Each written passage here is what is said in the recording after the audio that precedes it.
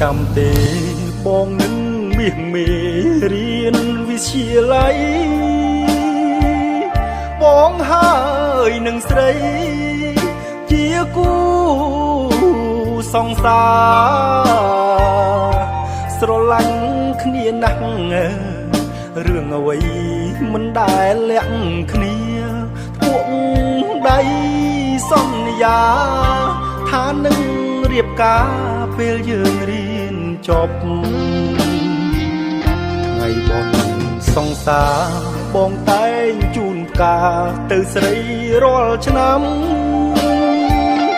អូនភ្លេចឬចាំទីចំណាំយើងជួបគ្នាម៉ូតូបងចាស់តែងតែ